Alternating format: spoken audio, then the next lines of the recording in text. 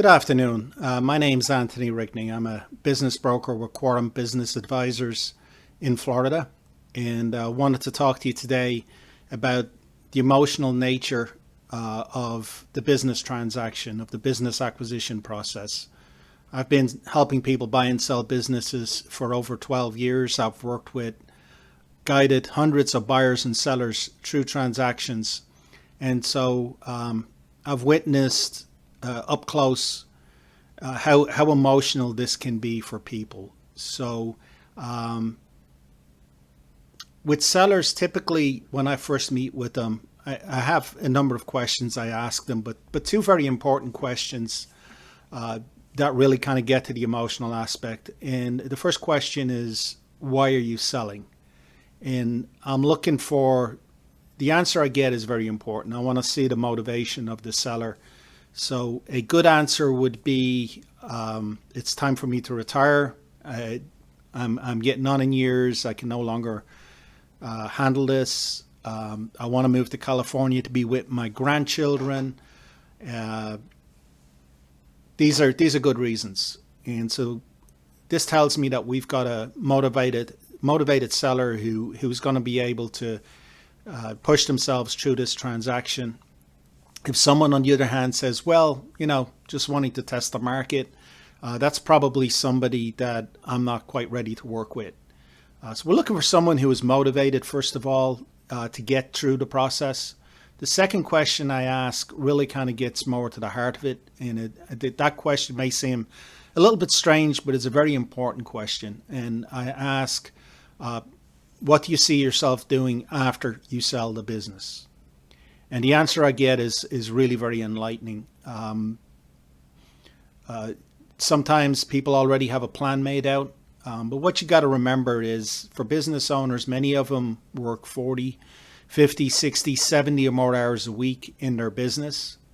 Oftentimes, the bulk, if not all, of their social engagement with other people comes through their engagement with their employees, their customers, their vendors.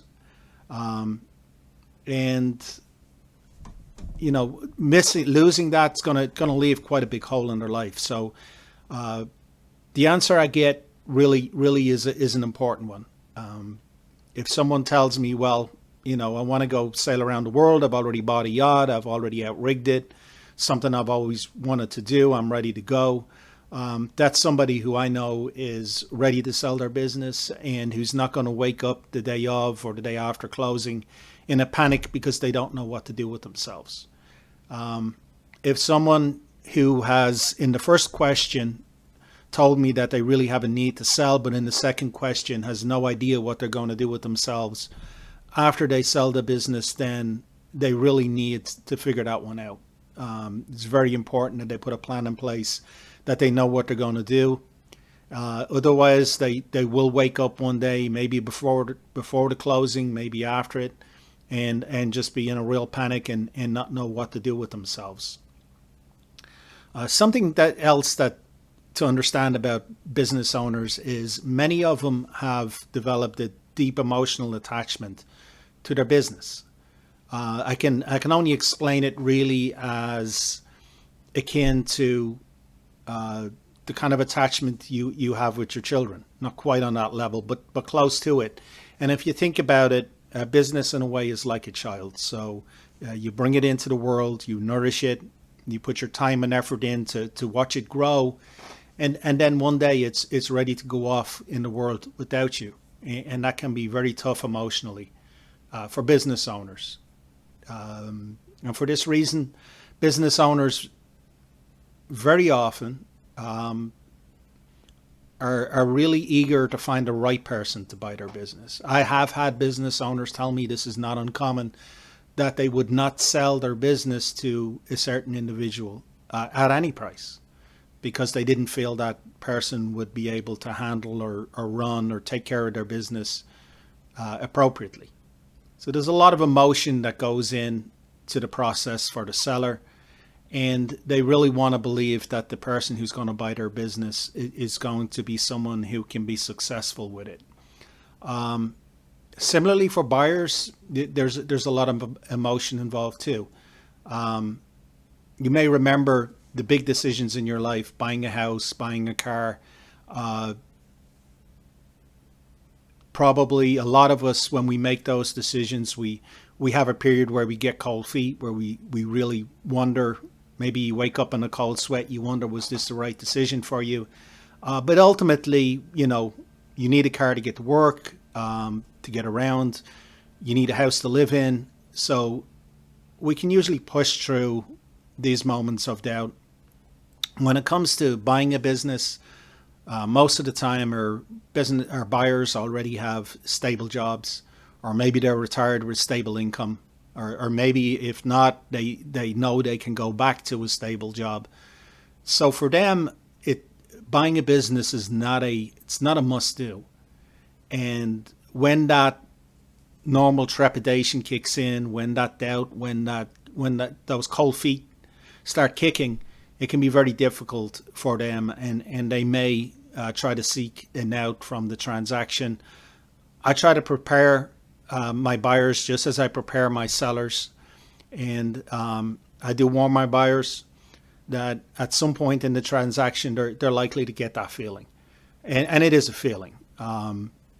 It's typically not based on anything they've learned during the due diligence process. And the key giveaway is they'll often say, I just don't have a good feeling about this. So the thing to remember is that this is just a normal part of being a human. Getting cold feet, having a little trepidation about a big decision, life-changing decision. That's just a part of our makeup. And so long as you're doing your due diligence, so long as you are carefully following the steps you need to follow, you can accept that trepidation and move beyond it. Another very real emotion for buyers is fear. So there is a certain risk involved in owning a business. Many business buyers had never been in an ownership position before in their lives. They've had jobs, they had that sense of security from their job, and now they're looking to move into a position of business ownership, and there's some risk involved in that. And entrepreneurs, business owners need to be able to recognize and accept that risk. Not everybody can. It's too much for someone. So early on in the process of working with a buyer, I try to find out what their risk tolerance is. Someone who has a very low risk tolerance is probably not the right person to own a business, and I will tell them that. You need to be able to accept some level of risk in the process. Buyers and sellers together over the years have found, and I believe this is very true, that there's a need for a high degree of trust between them. So again, that seller wants to trust that the buyer will be able to properly run their business, and the buyer wants to trust that the information that he or she is getting from the seller is accurate. And I do encourage my sellers. I explain to them it's important to be truthful. It's important to show the buyers everything, warts and all, because, well, first of all, it's the right thing to do. But secondly, if you hide something from a buyer and they find out about it, that trust is broken, and the chance of you getting that business sold will drop pretty close to zero. Very often, those things that you perceive as potential deal killers may not mean a whole lot to the buyer at all, but it does mean a lot to them that you were truthful. So that level of trust between buyer and seller is critical. When it exists, you'll usually see that transaction close. If there's no trust between buyer and seller, the transaction will rarely close. So my job is, I've never taken any psychology classes, but I probably should have, because my job does involve a lot of managing people's emotions through the process and preparing them. I can tell you, in my 12 plus years of selling businesses, once we get to closing, it's usually a pretty fun thing. Everybody has seen everything. Everybody's comfortable. Everybody's gotten over their fears. and all the paperwork was received days in advance. There's no surprises. People get to closing and they're happy. The buyer gets the keys for the business. The seller gets their check. They go outside. They shake hands. They hug. It's a wonderful event, but it takes a lot to get there, and it does take really being prepared for the emotional ride, the emotional roller coaster that selling or buying a business can be. My name is Anthony Rigney. I'm the broker and owner of Quorum Business Advisors. If you have any questions for me, I'd love to hear from you. And thank you for your time today. And take care and be safe.